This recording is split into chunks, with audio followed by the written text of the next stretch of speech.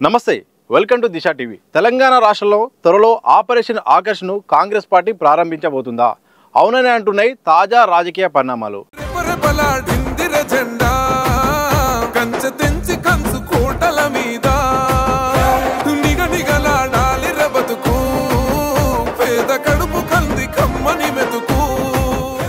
ఒకవైపు ఒక పార్టీలో గెలిచి మరో పార్టీలోకి చేరితే అనర్హత వేటు వేయాలని ఇప్పటికే బీఆర్ఎస్ ఎమ్మెల్యేలు అయితే హైకోర్టులో పిటిషన్ వేశాయి। ఈ పిటిషన్ నేపథ్యంలో తాజాగా ఈ యొక్క డివిజన్ బెంచ్ మాత్రం ఒక కీలకమైన తీర్పు ఇచ్చింది। అంటే అసెంబ్లీ పరిధిలో మొత్తం అధికారం కూడా స్పీకర్ చేతిలో ఉంటుంది। స్పీకర్ ఇస్ ద ఫైనల్, అనర్హత వేటు వేయాలంటే ఆయన పరిధిలోకి ఉంటుంది, నిర్ణీత కాలం కూడా ఆయన చేతిలో ఉంటుందని కూడా హైకోర్టు చాలా స్పష్టంగా తీర్పునిచ్చింది। అలాగే గతంలో ఏదైతే సింగిల్ బెంచ్ ఇచ్చిన తీర్పునైతే ఇక కొట్టివేసింది। ఈ నేపథ్యంలో ఇక తెలంగాణ రాష్ట్రంలో కాంగ్రెస్ ఒక జోష్ కనిపిస్తూ ఉంది। ఇదే చేరికలకు మరింత దారితీసే అవకాశాలు ఉన్నట్టుగా తెలుస్తుంది। ఎందుకంటే తాజాగా తెలంగాణ పీసీసీ అధ్యక్షుడు కొన్ని కీలకమైన వ్యాఖ్యలు చేశారు।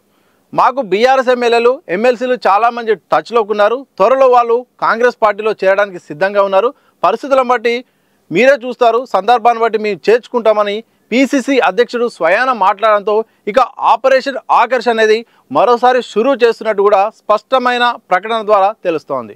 మరి ఏం జరగబోతుంది? మరోవైపు బీఆర్ఎస్లో మాత్రం ఒక రకమైన డైలమా కనిపిస్తుంది।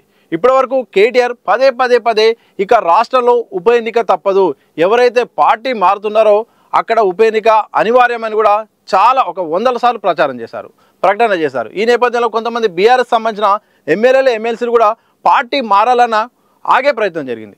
సరే, హైకోర్టు ఏం తీర్పు ఇస్తుందో ఆ తీర్పు తర్వాత పార్టీ మారదాంలే అన్నట్టు కొంతమంది ఇంతకుముందే కాంగ్రెస్ పార్టీతో మాట్లాడుకున్న వాళ్ళు కూడా ఆగిపోయారు।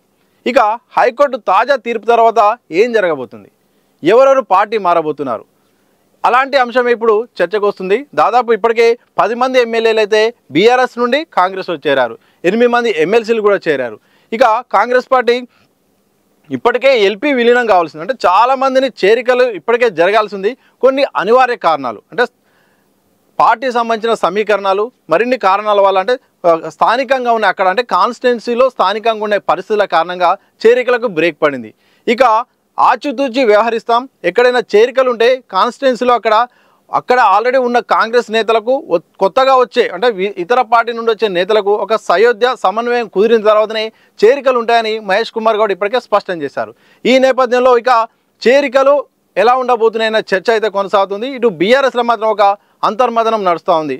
సరే, సుప్రీంకోర్టుకి వెళ్తాం, ఇంకా నమ్మకం ఉంది కోర్టు తీర్పు పైన అని చెప్పారు। కానీ బీఆర్ఎస్ నుండి అంటే బీఆర్ఎస్ విధానం పైన కూడా ప్రధానంగా ఇటు విశ్లేషకులు అలాగే రాజకీయ పార్టీలు కూడా చాలా ఆరోపణలు చేస్తున్నాయి। గత 10 ఏళ్లలో మీరు చేరికలు ప్రోత్సహించారు, అదే సంస్కృతి కాంగ్రెస్ కంటిన్యూ చేస్తుంది, మీరు గతంలో చేరికలు ప్రోత్సహించకుండా చెప్తే నైతికత ఉండేది, కానీ నైతికత అనేది లేకుండా పోయిందనేది కూడా చాలా రకంగా ఇటు బీఆర్ఎస్కే కౌంటర్గా విమర్శలు వస్తున్నాయి।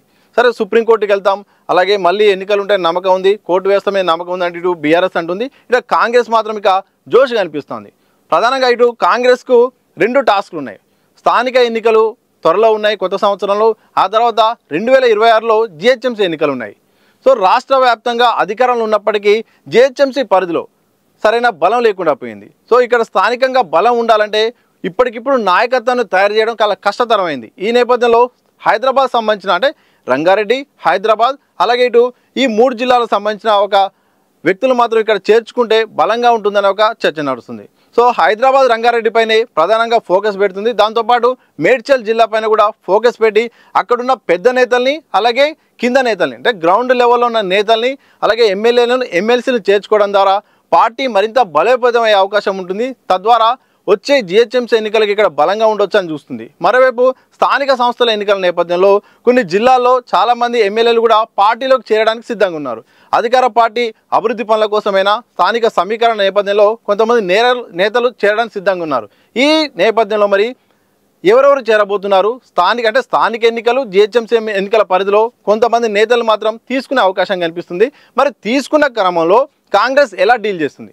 ఎందుకంటే కాంగ్రెస్ పార్టీలో అంతర్గత పాలిటిక్స్ ఎక్కువ, అక్కడ ప్రజాస్వామ్యం ఎక్కువ, మరి అక్కడ స్థానికంగా ఇప్పటికే నేతలు సొంత పార్టీ నేతలే చేరికలను వ్యతిరేకిస్తున్నారు। ఆ చేరికలను వ్యతిరేకిస్తున్న నేపథ్యంలో వాళ్ళని ఎట్లా ఛేదించుకొని ఈ చేరికలు ఉంటాయి, వాళ్ళని ఎట్లా సర్ది చెప్తారు, ఎలా సమన్వయంగా ముందుకెళ్తుంది, అలాగే ఇటు బీఆర్ఎస్ నుండి ప్రతిపక్షాల నుండి వచ్చే విమర్శలను ఎట్లా తిప్పికొడుతుంది, ఇలాంటి ఎన్నో అంశాలు ఉన్నాయి. ఏదేమైనప్పటికీ గతంలో ఏదైతే బీఆర్ఎస్ చేసిందో అదే విధానాన్ని కాంగ్రెస్ అమలు చేయబోతుంది. సో మనకు 2014 విషయం చూస్తే 2014లో గెలిచినప్పుడు ఒక అంశాన్ని తీసుకొచ్చి చేరికలు ప్రోత్సహించింది. అంటే రాజకీయ పునరేకీకరణ పేరుతో మేము చేరికలు చేర్చుకుంటున్నాము, తెలంగాణ అభివృద్ధి కోసం, బంగారు తెలంగాణ కోసం ఈ యొక్క చేరికలు తప్పదని చెప్పింది. తర్వాత 2018 ఎన్నికల్లో పూర్తి స్థాయిలో సంపూర్ణమైన మెజార్టీ, అంటే అల్టిమేట్ మెజార్టీ వచ్చినప్పటికీ అప్పటికే కాంగ్రెస్ నేతల్ని ఏకంగా ఎల్పీనే విలీనం చేసుకుంది. సో ఈ నేపథ్యంలో ఇక కాంగ్రెస్ వచ్చిన కొత్తలో ఇటు బీఆర్ఎస్ నుండి ప్రభుత్వాన్ని పడగొడతాం, ఈ ప్రభుత్వం ఉండదు, ఇక 6 నెలలే, ఇక సంవత్సరం అనడంతో ఇక కాంగ్రెస్ పార్టీ కూడా అలర్ట్ అయింది. ఈ అలర్ట్ అయిన నేపథ్యంలో కొంతమంది ఎమ్మెల్యేలను చేర్చుకోలేదు, తప్పలేదు. సో తాజాగా కూడా మళ్ళీ కొన్ని కారణాలు, కొన్ని సమీకరణాలు మళ్ళీ బీఆర్ఎస్ నుండి అదే వాదన వినిపిస్తుంది. ఇటు బీజేపీ కూడా ఈ ప్రభుత్వం ఉండదు అని కూడా కొన్ని వ్యాఖ్యలు చేస్తుంది. ఈ నేపథ్యంలో ఇక చేరికలు అనివార్యమే, కొన్ని సందర్భాల్లో బలంగా ఉండాలంటే ఇక ప్రతిపక్షాలను చేర్చుకోక, ఎమ్మెల్యే చేర్చుకోక తప్పదని ఒక నిర్ణయానికి వచ్చినట్టు తెలుస్తుంది. చూడాలి మరి హైకోర్టు తాజా తీర్పు నేపథ్యంలో కాంగ్రెస్ ఒక జోష్ కనిపిస్తుంది. ఈ జోష్ మరి పొలిటికల్గా, తెలంగాణ పొలిటికల్గా ఏం జరగబోతుంది, ఆపరేషన్ ఆకర్షు షురూ చేయబోతుందా, షురూ చేసిన నేపథ్యంలో మరి రాష్ట్రంలో రాజకీయ పరిణామాలు ఎలా ఉండబోతున్నాయి, ఇవన్నీ తెలియాలంటే మరికొద్ది రోజులు వేచి చూడాల్సిందే.